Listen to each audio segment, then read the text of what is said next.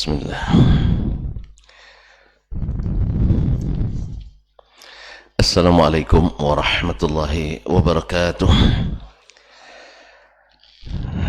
Innal hamdalillah nahmaduhu wa nasta'inuhu wa nastahdihi wa nastaghfiruhu wa natubu ilayhi wa na'udzu billahi min shururi anfusina wa sayyiati a'malina. Man yahdihillahu fala mudilla lahu wa man yudlil fala hadiya lahu.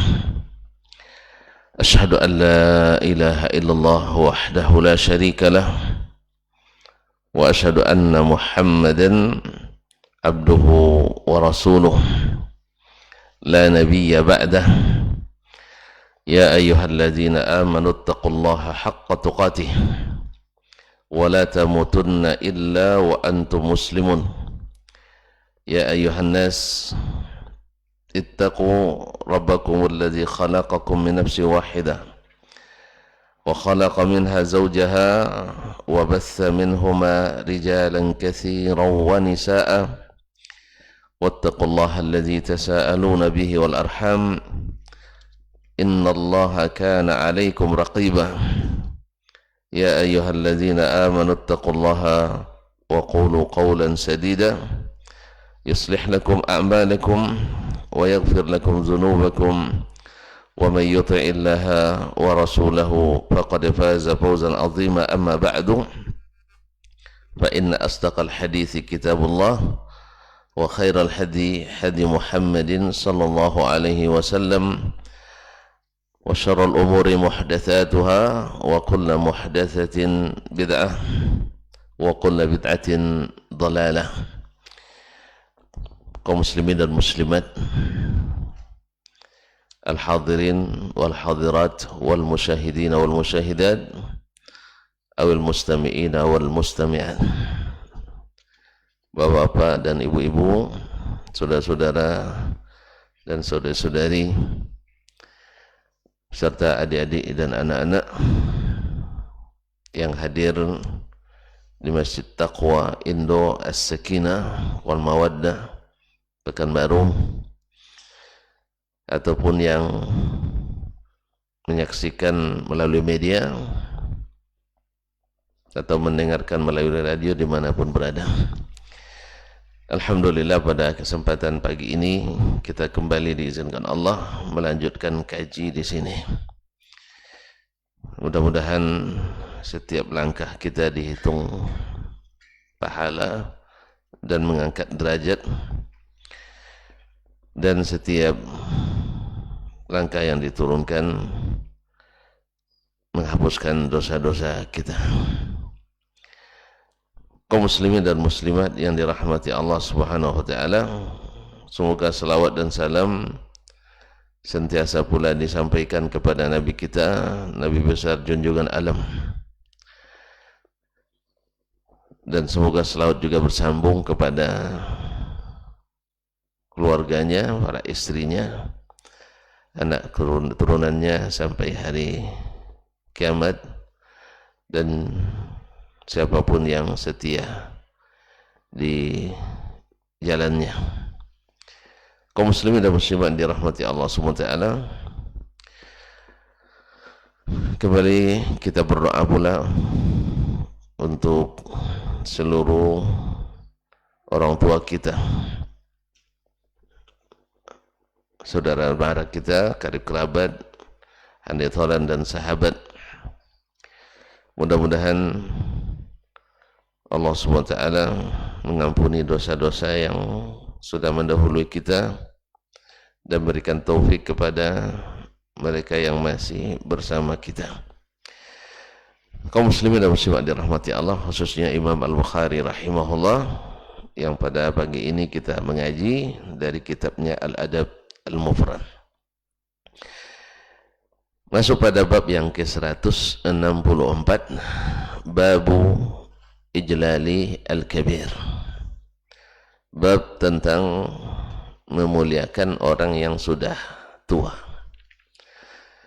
memuliakan orang yang lebih tua dari kita, bahwa di antara adab yang sangat-sangat dianjurkan dalam Islam adalah memuliakan orang yang lebih tua dari kita atau orang yang sudah berumur. Ma'asyiral kiram dirahmati Allah SWT, karena mereka mesti mempunyai kelebihan daripada kita, setidaknya lebih lama umurnya dari kita, lama hidup banyak, dirasa jauh berjalan sering tersesat. Jauh berjalan banyak yang ditengok. Jadi oleh sebab itu adab ini, kalau sudah yang kecil tidak beradab lagi pada yang lebih besar, rusak tatanan kita. Ya, kalau dulu di kampung tuh jangan coba-coba panggil waang. Ya, kalau padahal beda umur kadang 2 bulan coba. Ya, kalau dianggap durhaka itu. Allah musta'an. Qala al-Imam Al-Bukhari rahimahullah ta'ala, haddatsana Bishr bin Muhammad, telah menyampaikan hadis kepada kami atau telah menceritakan hadis ini kepada kami Bishr ibn Muhammad, yaitu Bishr ibn Muhammad As-Sakhtiyani Abu Muhammad Al-Marwazi, saduqun rumiya bil irja, saduq tertuduh berpemahaman murji'ah. Ini juga ikhwani fillah, bahwasanya ahli bid'ah itu juga bertingkat-tingkat, dan juga bahwa sesungguhnya harus dipahami bahwa tidak semua orang yang berguru kepada ahli bid'ah mengikuti bid'ahnya. Misalnya Imam Al-Bukhari di sini, sebab kita hari ini ya karena kekurangan ilmu kita, asal pernah berguru dengan ahli bid'ah otomatis jadi ahli bid'ah. Siapa yang duduk dengan ahli bid'ah otomatis ahli bid'ah. Ini keliru besar ya, yang sering terjadi. Walaupun kita ditahzir, disuruh untuk menjauhi ahli itu benar, tetapi di saat menuntut ilmu kadang-kadang tidak bisa kecuali melalui mereka. Makanya sering disebutkan oleh para ulama al-jarh wa ta'dil, misalnya dia murji atau uturriya bil irja, lakin uturran nas ilaihi, tapi terpaksa ngambil ilmu daripadanya. Apa sebab? Li'annahu saduq, karena dia orangnya saduq, jujur. Jadi kalau terbukti kejujurannya dalam berilmu dan tidak ada gantinya, maka ulama juga ngambil ilmu daripadanya. Dan tidak mesti yang mengambil ilmu dari ahli bid'ah otomatis menjadi ahli bid'ah. Jelas dia. Tapi jangan cari pula nama, tidak ahli bid'ah saya nak ambil ilmu, tidak. Ini di saat pada tahu di awal menuntut ilmu kita tidak tahu. Yang kedua, tidak ada yang ahli di bagian itu dan tidak pengaruh kepada kita bid'ahnya, maka diambil ilmunya. Tentu saja dengan kehati-hatian yang sangat tinggi. Dan yang ketiga, bahwa tidak semua yang pernah berguru kepada ahli bid'ah otomatis ahli bid'ah. Sebagaimana semua yang berguru kepada ahli sunnah otomatis jadi ahli sunnah. Ini tidak, tergantung.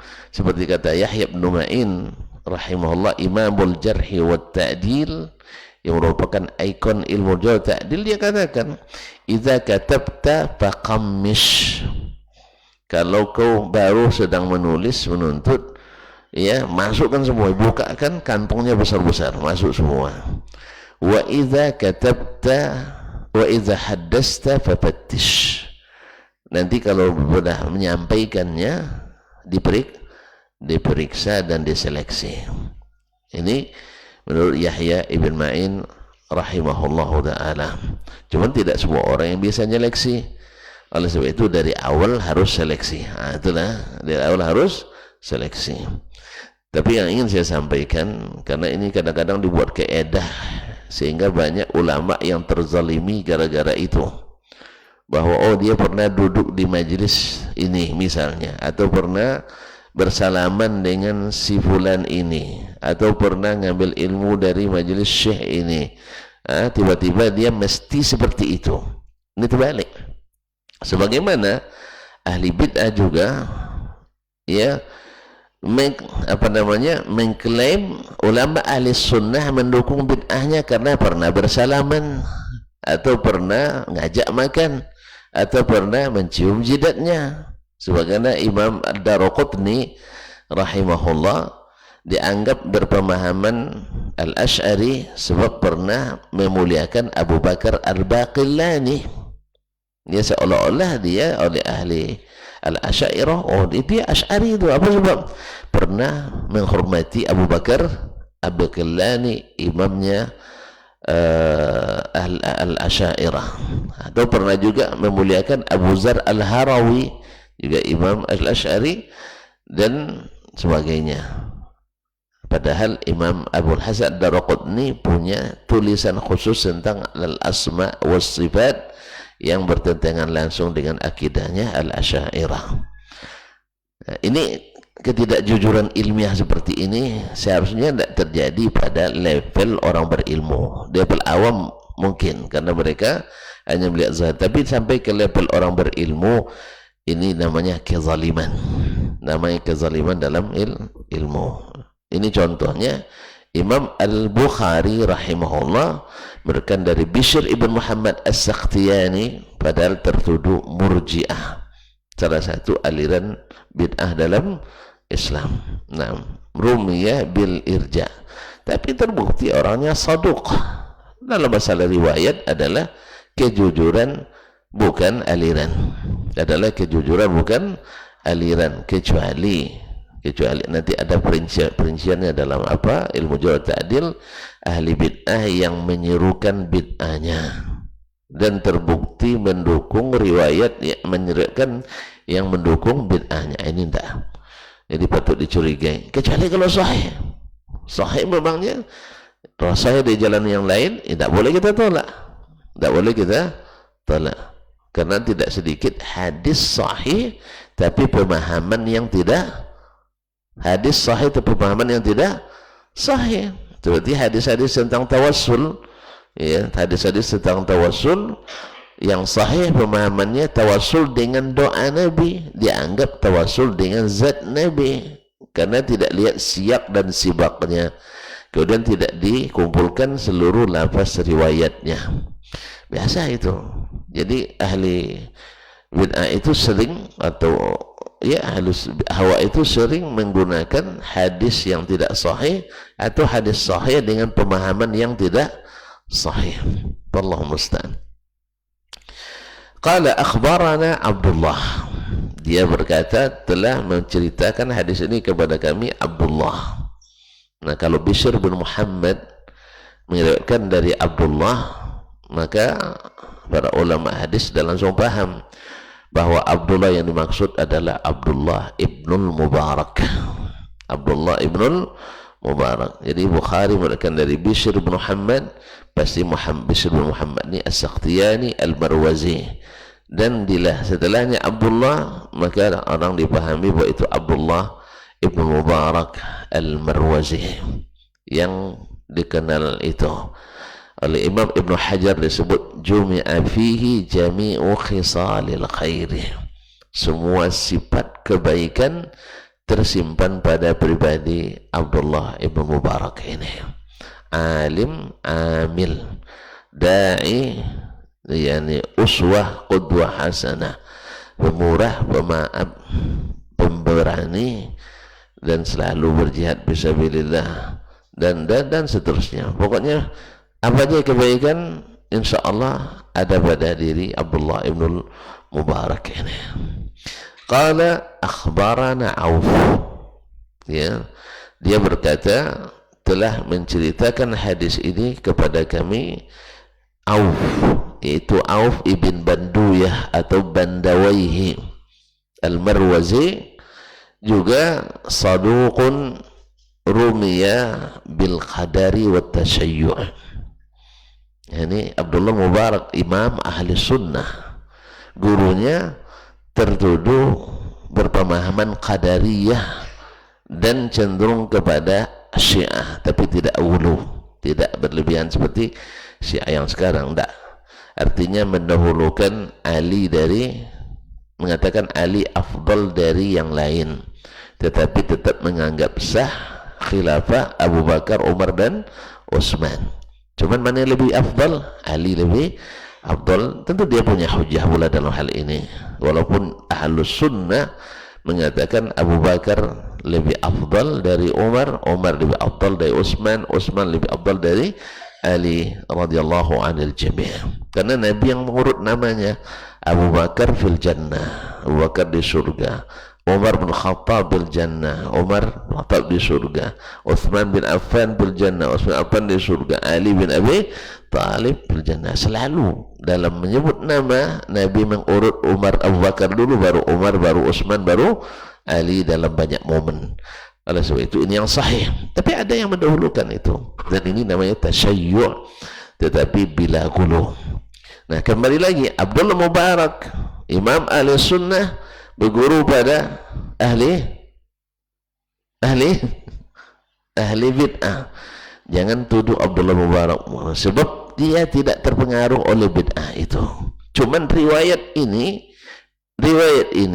menurut dia sahih dari jalan lain, dan terbukti kesahihannya. Auf al-Banduyah ini selalu saduq dalam meriwayatkan hadis, saduq dalam meriwayatkan hadis, dan tidak meriwayatkan yang mendukung bid'ahnya, maka diterima hadisnya.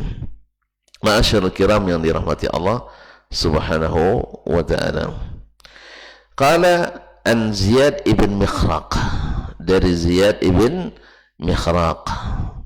Ziyad ibn Mikhraq juga saduq, ya. Ziyad ibn Mikhraq al-Marwazi juga saduq. Nah, yang dikenal dengan Al-Muzani, kunyahnya Abul Haris, juga derajatnya saduqun, afwan thiqah. Dia ditasdiqahkan oleh Yahya bin Ma'in, oleh Abu Hatim Ar-Razi, Imam An-Nasai, dan selainnya. Dia thiqah. Cuman qala Abu Kinanah, berkata Abu Kinanah. Abu Kinanah ini majhul.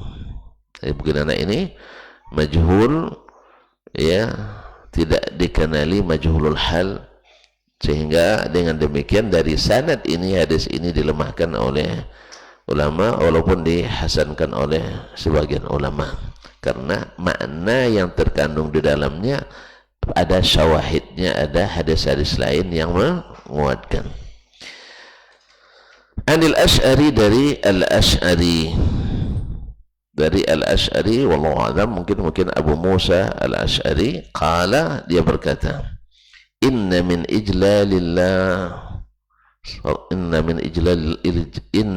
ijlalillahi subhanahu wa ta'ala ikrama zisyaibatil muslim. Sesungguhnya di antara memuliakan Allah, mentakzim Allah, adalah memuliakan orang yang sudah beruban, orang muslim yang sudah beruban. Nah, ya, awak termasuk di sini, buyanya ada beban kita, ini mesti dimuliakan. Inna min ijlalillahi ikrami dzisyaibatil muslim, orang muslim yang sudah beruban. Ini masuk apanya? Harus dimuliakan. Memuliakan orang yang sudah tua dalam Islam itu masuk, ya, memuliakan Allah. Apa sebab? Nah, apa maknanya? Karena Allah memerintahkan itu. Ketika kita melaksanakan perintah Allah, berarti kita memuliakan Allah Tabaraka wa Ta'ala, memuliakan orang yang sudah berumur dalam Islam, apalagi mereka yang banyak jasanya terhadap Islam. Nah, apalagi yang banyak jasanya terhadap Islam. Oleh sebab itu maka dilarang kita ma'asyiral kiram dirahmati Allah, atau disuruh kita menghormatinya, apalagi yang punya jasa, para ulama, para dai, walaupun ada kesalahannya, ada, tapi jangan ditonjolkan. Itulah sebabnya ketika para sahabat radhiyallahu taala anhum ajma'in, ya, di antara mereka kan ada yang berselisih paham, ada yang sampai angkat tangan bukan senjata, angkat, betul ya, iya, angkat senjata karena fitnah. Ya, yang satu ijtihadnya yang benar, yang satu berkatakan ijtihadnya yang benar. Nah, lalu masing-masing didukung oleh ini, masuklah fitnah di dalamnya. Makanya kalau nanti tuan-tuan misalnya ya nak beradu pendapat, jangan di depan massa. Kalau enggak nanti macam main bola nanti. Ya, kalau bawa debat, bawa munazarah, apalagi di zaman ini rata-rata hobi main, rata-rata supporter bola. Nanti kalau kalah jagoannya, keluar ayam jagonya, main cakar-cakaran nanti. Jelas ya? Jadi saya tidak andainya terjadi perdebatan atau jadi diskusi atau dialog ilmiah ya, yang antara yang tidak sepaham, kalau di depan massa, ini tidak dianjurkan, khususnya pada hari ini. Apa sebab? Nanti akan ada saling tidak puas. Pas kalah jagonya diserang, menang pun kadang menyerang juga. Sebab kita hari ini subhanallah lebih banyak jahilnya daripada berilmunya, lebih banyak tak beradabnya daripada beradabnya. Gimana orang-orang yang dianggap dai, yang dianggap berilmu, dilihat dari cara menanggapi sesuatu, hilang adabnya, banyak hilang adabnya, ya, hanya gara-gara suatu dua masalah yang tidak bertemu, adabnya hilang gitu. Nah, bagaimana dengan orang-orang yang pengikut-pengikut nanti, awam-awam ini? Nah, ya sampai seperti gaya jahiliyah dulu kadang, ya, gaya jahiliyah. Nabi yang sedemikian hebatnya dianggap bodoh, Nabi yang demikian jujur dan amanahnya dianggap mengkhianati umat, Nabi yang begitu solehnya dianggap pengacau keamanan, Nabi yang begitu dielu-elukan oleh mereka dulu dianggap membuat perpecahan dalam umat dan sebagainya. Ini gaya jahiliyah. Nah, bagaimana kalau seandainya hadir orang-orang yang tak berilmu sama sekali, yang berilmuannya sudah kayak gini, yang berilmuannya sudah seperti ini modelnya, apalagi yang tidak berilmu sama sekali. Jelas ya? Nah, kalau nak nengok juga nanti perdebatan misalnya melalui televisi dan YouTube sajalah, atau peranglah di komentar. Kalau perlu komentar dinonaktifkan juga. Kenapa? Jangan-jangan juga orang kafir ikut komentar di situ, kita nggak tahu. Karena orang kafir ada juga namanya Abdurrahman kadang, iya kan? Orang munafik banyak namanya Muhammad kadang. Allah musta'an. Iya, banyak orang munafik juga namanya Muhammad, apalagi kalau munafik Arab. Kan munafik di zaman Nabi namanya Abdullah, iya kan? Abdullah bin Ubay. Nah, bisa saja hari ini yang munafik kita juga namanya Abdullah bin Allah musta'an. Oleh sebab itu maka tidak baik tidak baik dilakukan secara terbuka, apalagi dihadiri oleh massa pendukung, karena nanti seperti supporter bola nanti main lempar botol nanti di ruangan tidak bagus ya. Ulamanya saja main lempar-lemparan, apalagi jamaahnya nanti. Ulama aja sekarang kalau berdebat sudah main-main lempar-lempar Pak Ali ya. Iya. Karena sudah main lempar-lempar kursi, lempar meja. Apalagi nanti orang awam. Ini tanda bahwa kondisi tidak kondusif. Maka tidak dianjurkan untuk melakukan di depan orang ramai. Karena perang yang terjadi nanti. Kalau sudah terjadi perang, sudah terjadi fitnah, itu susah untuk dipadamkan, susah untuk Ya pasti ini nuduh ini salah, ini nuduh yang salah, kamu yang mulai, tidak akan ada yang ngaku saya yang mulai. Itu tidak ada yang berani sekarang tuh.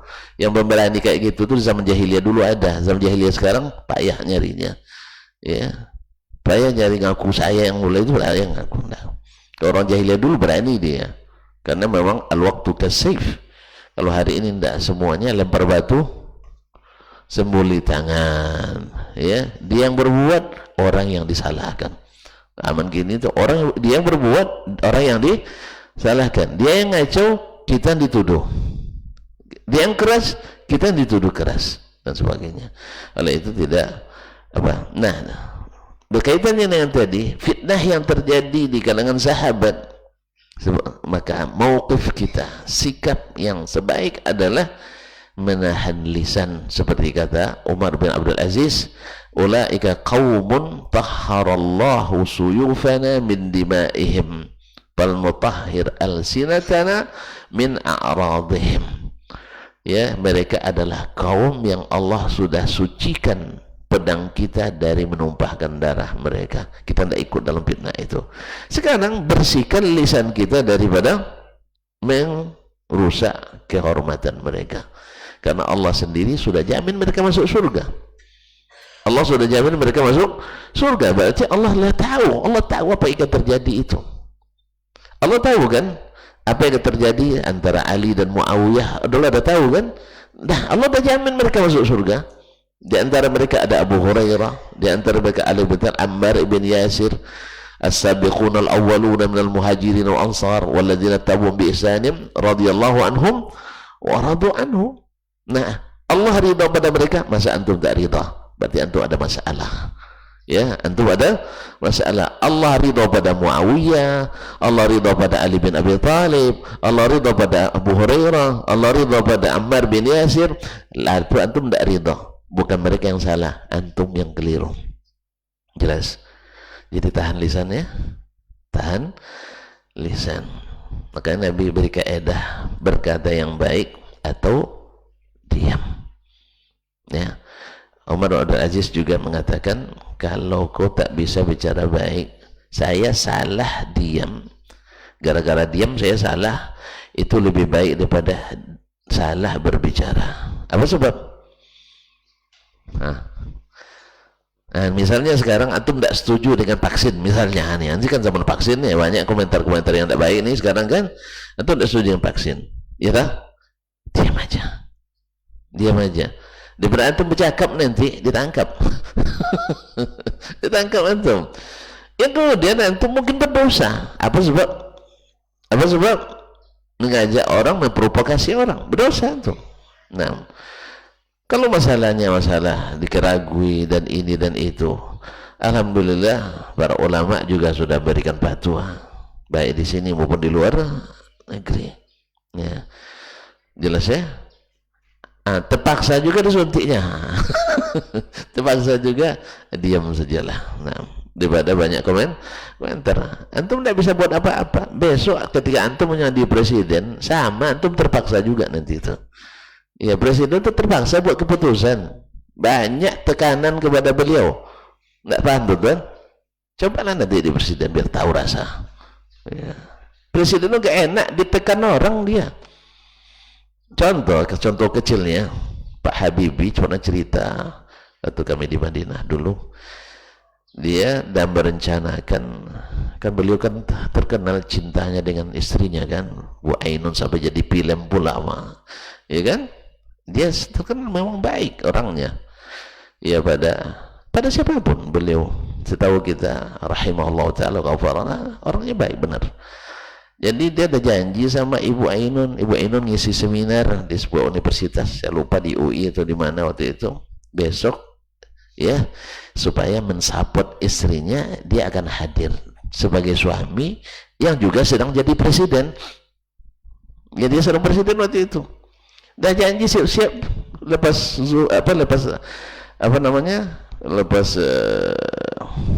salat subuh, siap-siap.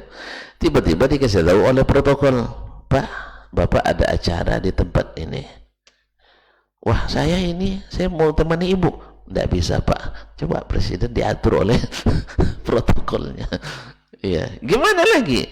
Protokolnya punya hujjah. Ini acara kenegaraan. Kalau ini acara pribadi, mungkin Pak Presiden secara pribadi tidak mau dia, tapi secara kenegaraan wajib ikut aturan yang dibuat oleh para pengambil pemangku kebijakan. Makanya teman-teman nak tahu nanti coba jadi presiden, jelas. Iya, terus terang orang jangan di zaman ini tuan-tuan. Di zaman Abdul Malik bin Marwan dulu jadi khalifah, orang waktu itu lebih banyak orang taatnya daripada orang yang durhakanya waktu itu. Kan di abad-abad kedua Hijriah itu lebih banyak orang taat daripada orang maksiat. Ya, artinya orang takut berdosa itu lebih banyak daripada hari ini. Hari ini orang tidak ada takut berdosa. Baik. Nah, apa katanya? Di saat dia sedang jadi penuntut ilmu, masih sedang belajar, jadi muda, remaja seperti ini, semangatnya tinggi, sering mengkritisi apa yang dilakukan oleh khalifah, yang notabene juga keluarganya sendiri kan, masih garis keluarganya. Nah, setelah dia jadi khalifah, apa yang dulu dia kritik tidak bisa dia hilangkan, Lalu temannya semasa dulu yang aktivis juga sewaktu itu, dia bilang, Lik, apa nih Lik katanya kan, dulu kita vokal sekali, sekarang kok pada diem. Apa jawabannya?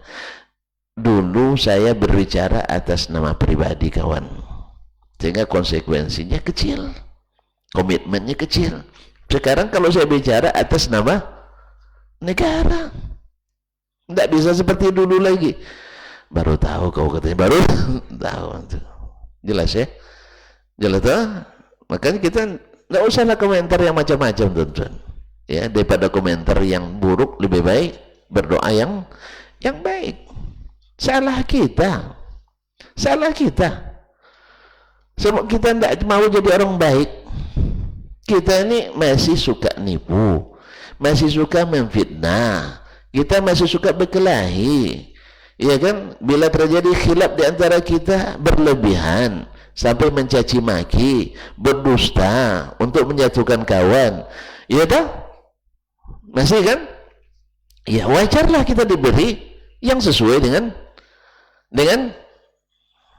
kita saya.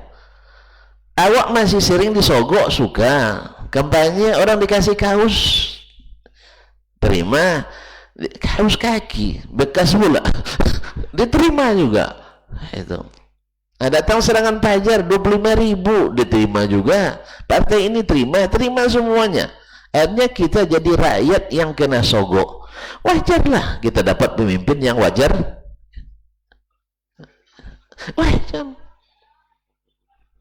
Jadi sebelum menyalahkan, salahkan kita sendiri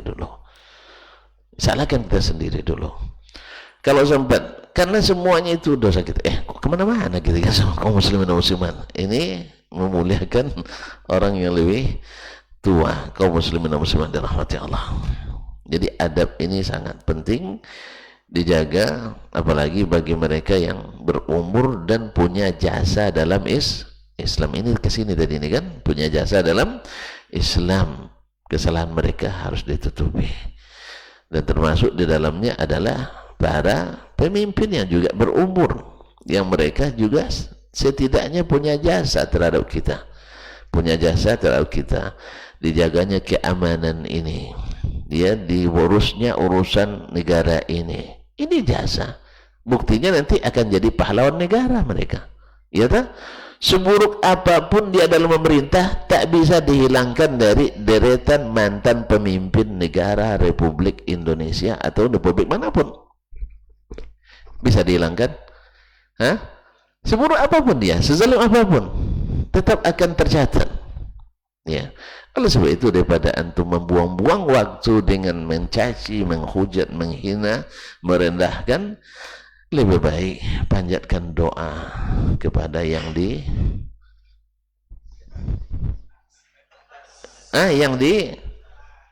tidak jelas atau yang ikhlas. yang tidak jelas, yang di atas. Nah, mana tahu antum tidak setuju dengan pernyataan saya kan? Ustaz kok nunjuk-nunjuk ke atas katanya. Nah, kepada yang di atas. Ya, ini poinnya jelas ya. Menghormati orang yang sudah berumur. Ya, orang yang sudah berumur. Sebab kalau ini selalu, antum juga akan dihormati oleh yang di bawah antum lagi. Tapi kalau antum terlihat tidak menghormati yang di atas, antum akan hilang pula kehormatan. Maka mohon maaf kaum muslimin dan muslimat, kenapa kehormatan ulama hari ini cenderung pudar? Kenapa? Hah? Iya tak? Antum sekarang menghormati ulama gimana rasanya? Biasa-biasa aja ya. Masih mau bawa sandal saya nanti. Kaum muslimin, antum rasakan sendiri buktinya ulama dapat tuakan vaksin boleh, iya kan? Gimana rasa antum terima? Belum antum rela menerima, betul kan? Berarti belum yakin dengan ulama kita. Ini dah ngaji kita ini ya. Kita dah ngaji namanya kan. Ulama, Majelis Ulama Indonesia dalam fatwa nomor sekian mengatakan vaksinasi mesti didukung. Betul? Betul? Baik. Apakah serta-merta kita terima? Hah? Ini kalau tengok wajahnya, wajah menolak semua nih. Wajah nolak semua nih. Apalagi di Pak Polisi, apa namanya, razia-razia sekarang. Sekarang tidak ada razia stnk, tidak ada razia SIM, tidak ada razia helm, razia vaksin sekarang. Nah, coba bayangkan, ulama sudah berfatwa, tapi tak berharga di mata kita. Ini tanda bahwa kehormatan ulama di mata kita, kaum muslimin, secara khusus rendah. Gimana? Apa sebabnya?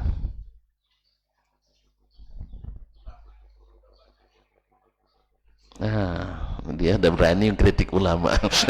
Cuma ini salah satu modelnya.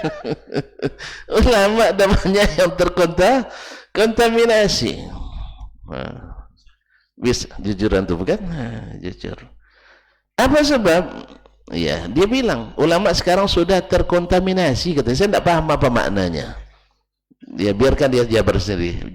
Antum mau jabarkan di sini? Tidak usah. Ini live ini, tidak boleh. Jangan. Allahu alam. Apa yang beliau katakan, kemungkinan walaupun tidak 100%, tapi ada nisbat seperti ini. Apa sebab? Ya, pertama, ulama sudah mulai hari ini masuk bab yang seharusnya mereka tidak masuk. Apa itu? Berseberangan dengan pemerintah secara terbuka. Secara terbuka. Itu masalah. Saya mengibaratkan pemerintah dengan ulama itu seperti ayah dan ibu. Ini analogi saya begitu.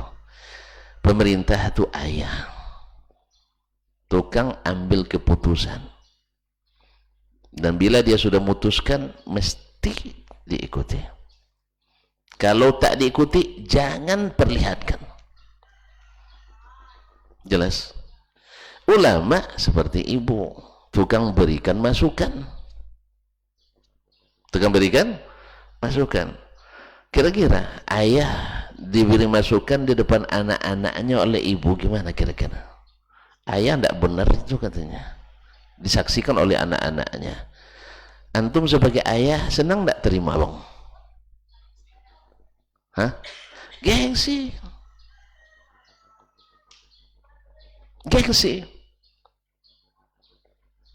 Kalau anak-anak misalnya yang menentang ibu dan ayah, durhaka betul. Tapi kalau ayah dan ibu lebih durhaka lagi kepada anak. Makanya Nabi berikan sebenarnya solusi terbaik. Kalau ulama nanti nak beri nasihat ke pemerintah di kamar tidur. Tahu di kamar tidur? Ketika sedang berdua, selesai makan, undiang setelah makan, di saat mesra-mesranya baru bisikkan di telinganya. Jangan depan anak-anak, jangan depan rakyat. Oh, tidak bisa, nanti tidak ada dukungan. Ah, ternyata antum nak memecah belah anak-anak. Ada yang dukung ibu, ada yang dukung, ibu, ada yang dukung ayah. Akhirnya rumah itu pecah.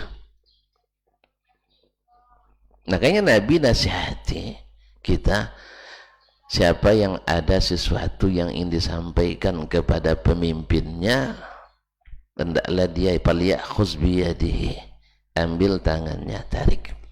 Walyakhlu bihi, berdua saja dengannya, 4 mata, nak 8 mata itu urusan nanti. Yang penting yang berkompeten. Itu lalu dia sampaikan. Ini lebih dekat diterima. Kalau terima, alhamdulillah. Kalau tidak, selesai. Kita sudah sampaikan kewajiban. Ini yang tidak diikuti oleh banyak ulama kita hari ini. Sehingga secara terbuka, dibuka lapangan, tentu yang nyorakin ulama ada, yang nyorakin pemerintah ada. Dan ini umpan yang dilemparkan oleh kaum Syiah Rafidah untuk memecah ulama ahli sunnah dengan pemerintahnya yang juga dianggap sebagai ahli sunnah. Hati-hati, karena dalam protokoler 50 tahunan mereka, 10 tahun kelima masuk ini. Kalau dihitung dari tahun 70-an Khomeini berkuasa, ini 10 tahun yang kelima. Dia sudah ingatkan sebagian yang berkompeten di pusat. Tapi kadang-kadang orang lebih percaya pada ijtihad dan idenya daripada ijtihad orang lain. Bahkan hadis Nabi pun kadang-kadang ditawilkan, karena kita memang biasa mentawilkan. Itu zaman dulu. Nabi tidak pernah zaman kini. Ya, Nabi bercerita di zaman, sebab di zaman beliau tidak ada orang yang melawan beliau, orang Islam kan. Maksudnya di zaman setelahnya dan seterusnya. Ada datang atau undang, bawa berdua itu. Dan ini ampuh yang seperti ini. Pernah kami mengalami sendiri yang seperti ini. Ya, salah seorang pemimpin suatu daerah maksakan sesuatu. Ya, untuk memaksakan itu diundangnya orang-orang pakarnya berhadapan dengan kita. Kita anggukkan aja. Anggukkan aja, tidak usah. Sebab dia pantang dilawan di depan umum. Jelas? Tapi kita punya strategi. Ada bagian doang, ada bagiannya. Nah, paham Pak? Nanti setelah selesai rapat dengan beliau, kita rapat pula. Gimana caranya? Kita buat syarat yang tak mungkin dipenuhinya. Kalau tak mungkin dipenuhinya, harus ya menyerah dia. Nah, setelah baru masuk syarat kita. Cara nih kaum muslimin dan muslimat, tanpa konfrontasi terbuka. Nah, ditambah setelah itu nanti ditelepon ibu. Tahu ibu? Ibu. Istrinya telepon, Bu, kalau kami bicara atasan bawahan, pasti kami kalah. Tapi kalau ibu yang bicara, kekasih, tolong bisikkan nanti di telinga bapak, begini dan begitu. Alhamdulillah, lepas subuh dapat telepon balik, alhamdulillah bapak sudah serahkan ke tuntun. Nah, tapi perlu sabar akhi, perlu sabar. Ini kita enggak asal ada kesalahan dikit, lalu kita diaplos orang ini ulama yang hebat. Itu sebabnya kenapa sekarang umat akhirnya banyak yang mendukung ini ibunya, ada yang mendukung bapaknya. Akhirnya ketika bapak yang salah, pendukung ibu sorak-sorakin. Ketika ibu yang keliru, pendukung bapak sorak pula.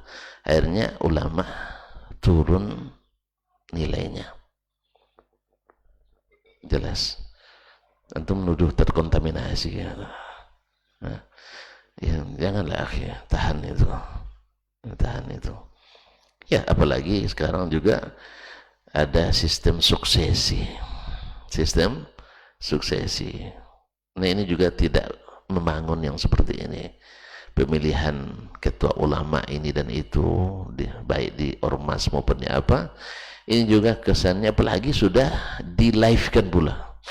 Ya, terjadi gontok-gontokan pendukung ini, pendukung itu. Yang tak terjadi di as-salafus salih. Yang tak terjadi di negeri yang menghidupkan pemahaman as-salafu as-salih.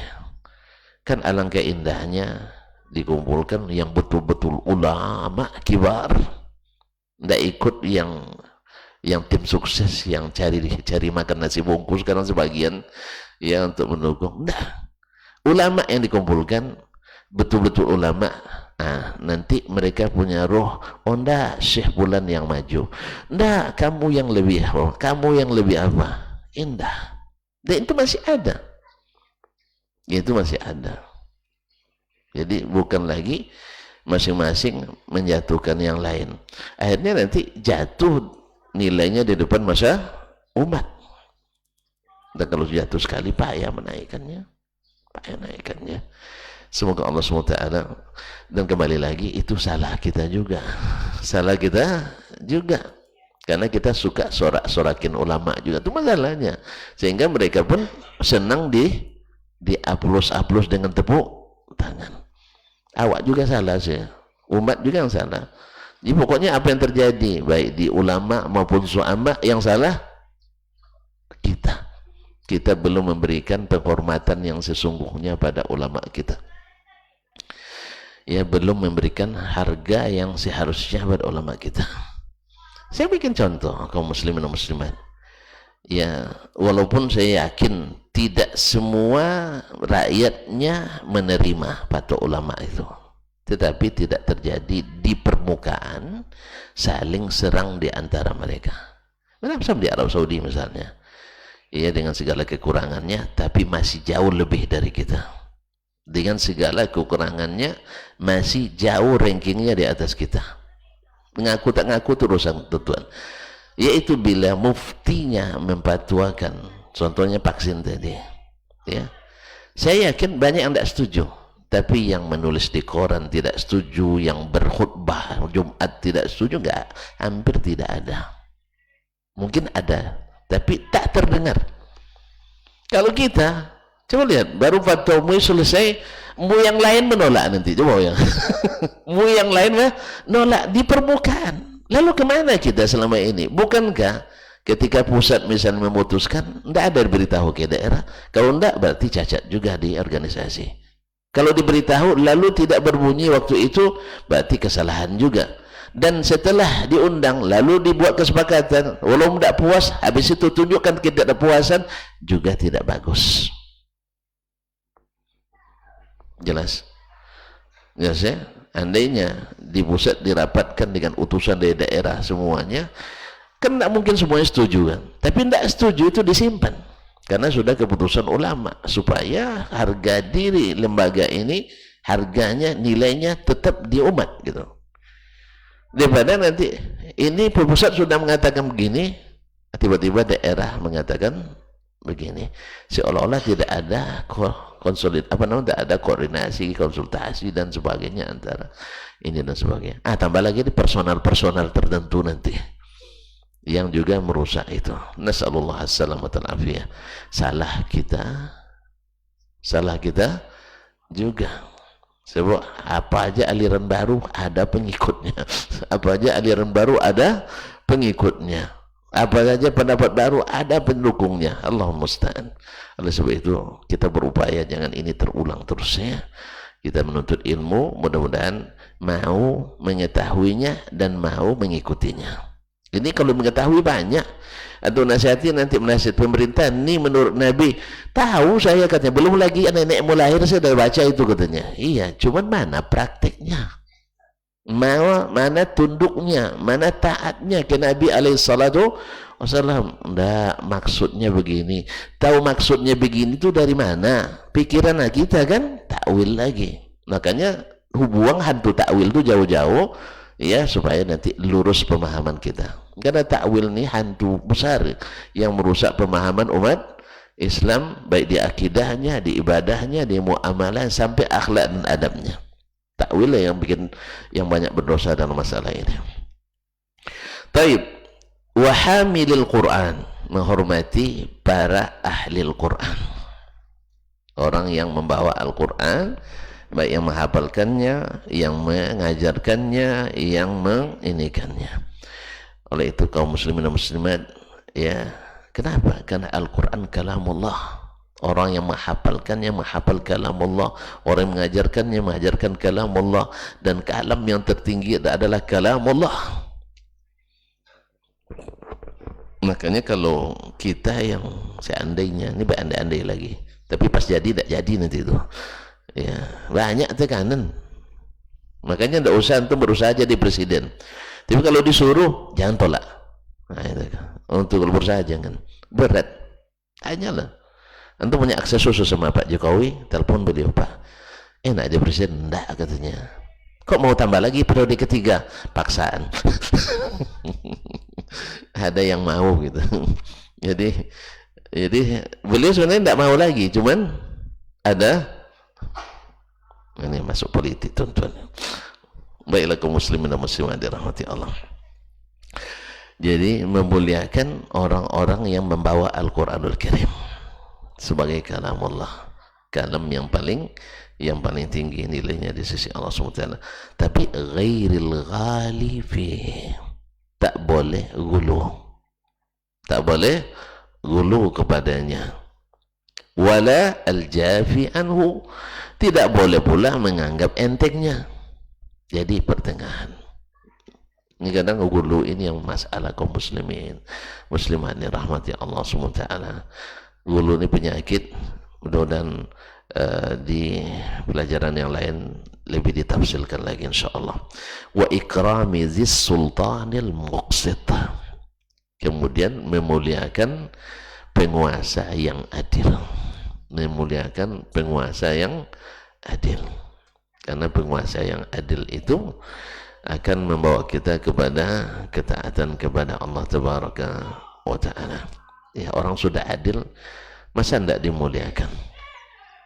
Kalau yang tidak adil gimana sikap kita? Ustaz, ini yang mulia, yang adil kita muliakan. Kalau yang tidak adil, didoakan. Sekira di demo tadi katanya. Yang tidak adil, seperti kata beliau, didoakan. Yang kedua kata Nabi, sabar. Ya, sabar. Gimana sabar? Dia nggak adil. Ya karena nggak adil terlalu nggak sabar. Kalau dia adil nanti bukan sabar lagi, syukur kita. Ya, kalau sudah adil pemimpinnya, syukur lagi kita. Tapi kalau nggak adil, sabar. Sampai kapan? Kata Nabi, sampai kalian bertemu denganku. Sampai mati tidak? Ya, sampai bertemu denganku di tepi telaga. Dan riwayat lain, sampai kalian menggigit urat kayu. Ayo bayangkan. Jelas? Tidak ada tempat berlindung lagi kecuali nyurukkan kepala di urat kayu itu. Allah musta'an. Dan ini yang nggak ada sama kita. Akhirnya rusak lagi reputasi kita sebagai ulama, sebagai ustadz, sebagai dai. Karena memang tadilah kita cenderung suka diaplus. Yang ngaji begini tidak diaplus ini. Apa sebab? Pengecut, penakut, dan sebagai alat pemerintah dan sebagainya. Dianggap sebagai boneka dan sebagainya. Kaum muslimin dan muslimat dirahmati Allah. Akhirnya kita yang disorakin itu suka. Akhirnya rusaklah rumah tangga kita. Ayah dan ibu tidak harmonis, anak-anak jadi anak broken. Akhirnya banyak jadi anak pang ya. Iya, banyak yang jadi anak pang rakyat ini. Ya, artinya seperti itulah, lepas, tidak ada tanggung jawab, tidak peduli. Ya, sebab ayah dan mak sudah berkelahi. Padahal umat ini perlu rumah yang harmonis, ulama dan zu'amanya saling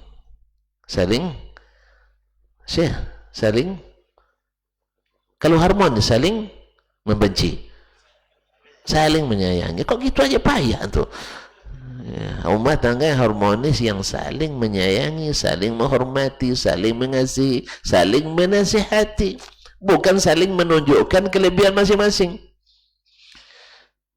Awak kena merasakan itu. Kalau ada ayah dan ibu menonjolkan kelebihannya masing-masing, otomatis kan menjatuhkan pasangannya di depan anak. Anak semakin tidak hormat pada orang tua. Itu udah pasti itu. Kalau tidak nyebelah, berarti dua-duanya tidak diandalkannya lagi. Apa sebab? Karena dua-duanya suka menjatuhkan yang lain. Oleh sebab itu, kita doakan para ulama kita doakan para zu'ama kita, mudah-mudahan mengembalikan ke porsi dan posisi yang sesungguhnya. Kalau nak menasihati, ya nak marah-marah, kunci pintu. Jelas? Ya ulama nak marah sama pemerintah, ya pergi ke ruang yang kedap suara, nggak ada dicapai oleh lensa-lensa ini, amarahlah sepuas-puasnya di situ. Tapi pesan sama dia, jangan setelah keluar abang marah dengan saya di luar ya, katanya. Gitu aja pesan. Sekarang kita marah-marahin betul di sini. Nah, nggak ada yang mau. Kalau nggak mau ya boleh buat, nggak usah marah. Pokoknya saya tidak suka marah-marah, katanya. Nggak usah lah, jangan pakai marah-marah. Kalau gitu kita sambil makan-makan santai lah gitu ya. Tapi jangan terlihat oleh anak-anak. Bermesraan aja kadang tidak boleh terlihat oleh anak. Iya kan? Kan bermesraannya tidak boleh terlihat oleh anak kan? Apalagi sedang bermesraan ayah ibu, kadang tidak boleh terlihat oleh anak, merusak juga. Artinya pemerintah kalau terlalu mesra juga dengan ulama, kadang-kadang jangan terlihat betul oleh rakyat, sebab hilang nanti ininya juga. Jadi pandai-pandailah dalam rumah tangga itu, nasihat berikan. Tapi kalau sudah perintah turun, salah datangi. Jangan kerahkan anak-anak untuk melawan. Sebab dia anak yang pro dia banyak juga. Mungkin lebih banyak. Anak yang pro ayah lebih banyak daripada anak yang pro ibu. Jangan unjuk kekuatan. Ini nasihat Nabi, bukan nasihat kita. Nasihat Nabi alaihissalatu wassalam. Jelas ya? Jelas. Nanti ini berat memang ini. Saya yakin sebagian besar tak akan bersetuju. Ya wajarlah. Kalau tidak bersetuju, maka sebagian besar akan kehilangan nama baik tadi. Wallahu musta'an. Baiklah kaum muslimin dan muslimat dirahmati Allah. Sekiranya maknanya jelas. Kemudian yang kedua ada hadis di bab ini. Qala al-Imam al-Bukhari rahimahullah. Hadatsana Muhammad bin Salam Al-Bikandi, Muhammad bin Salam Al-Bikandi, qala akhbarana Jarir, yaitu Jarir bin Abdul Hamid Ad-Dabbi, atau an Muhammad ibn Ishaq, dari Muhammad ibn Ishaq Al-Muttalibi Imam Al-Maghazi, an Amr ibn Shu'aib, dari Amr ibn Shu'aib ibn Muhammad ibn Abdullah ibn Amr ibn Al-As, an abihi, dari bapaknya Shu'aib, an Abdullah ibn Amr ibn Al-As, dari Abdullah bin Amr. Ini kaum muslimin dan muslimat mendukung pendapat ulama bahwa yang maksud dengan jaddihi, karena sering an Abd ibn Shu'aibin an abihi an jaddihi, bahwa yang maksud jaddihi, datuknya di sini bukan datuk Amr tapi datuknya Shu'aib, bukan datuknya Amr tapi datuknya Shu'aib. Sebab kalau datuknya Amr, kalau datuknya Amr yaitu Muhammad tidak bertemu dengan Nabi, hadisnya mursal, dhaif. Tapi kalau datuknya Shu'aib, Abdullah bin Amr sahabat Nabi, bahkan penulis wahyu Nabi SAW. Nah ini dijelaskan siapa yang dimaksud dengan datuk di sini, yaitu Abdullah bin Amr ibn al-As radhiyallahu anhuma. Qala, dia berkata, qala Rasulullah sallallahu alaihi wasallam, berkata Rasulullah sallallahu alaihi wasallam, laisa minna man lam yarham saghirana wa yuwaqqir kabirana, tidak termasuk golongan kami orang yang tidak sayang kepada yang kecil dan tidak hormat pada yang tua. Ini menunjukkan bahwa Nabi berikan statement tidak masuk golongan kami. Artinya ini ancaman, tidak usah ditafsirkan, tidak usah ditakwilkan, ya. Artinya tidak masuk, tidak seperti kami, orang yang tidak menyayangi yang kecil dan tidak menghormati yang tua. Hadis ini tunjukkannya pada bab jelas bahwa menghormati orang tua bagian daripada memuliakan bagian daripada adab yang harus selalu kita junjung tinggi di dalam agama kita ini. Barangkali sampai di sinilah kajian kita, ya, supaya tidak ngantuk tuan-tuan nanti. Wallahu ta'ala alam wa sallallahu ala nabiyyina Muhammad wa sallam wa subhanakallah bihamdik asyhadu an la ilaha illa anta astaghfiruka wa atubu ilaik. Wassalamualaikum warahmatullahi wabarakatuh. Majtama'a qaumun fi baitin min buyutillah yatluna kitaballah wa yatadarasunahu fima bainahum illa nazalat alaihimus sakinah wa ghasyiyatuhumur rahmah wa haffat bihimul malaikah wa dzakarahumullahu fiman indah. Tidaklah suatu kaum duduk di salah satu rumah Allah membaca ayat-ayat Allah dan sama-sama mempelajarinya kecuali turun kepada mereka as-sakinah, ketentraman dan kenyamanan. Wa ghasyiyatuhumur rahmah, dan mereka diliputi pula oleh rahmat, kasih sayang dari Allah Subhanahu wa taala. Wa haffat bihimul malaikah, dan mereka pun dikelilingi oleh para malaikat, karena malaikat suka majlis-majlis zikir dan ilmu. Wa dzakarahumullahu fiman indah, dan Allah akan banggakan sebut-sebut mereka di kalangan malaikat-malaikat yang ada di sisinya, di masyarakat atas. Mudah-mudahan kita termasuk yang sering disebut-sebut di sisi Allah di kalangan para malaikat, dan di akhir majelis ini mudah-mudahan kita pula mendapatkan seperti yang tersebut dalam hadis qudsi, qumu maghfuran lakum, silahkan berangkat meninggalkan majelis ini dalam keadaan diampuni dosa-dosa kalian.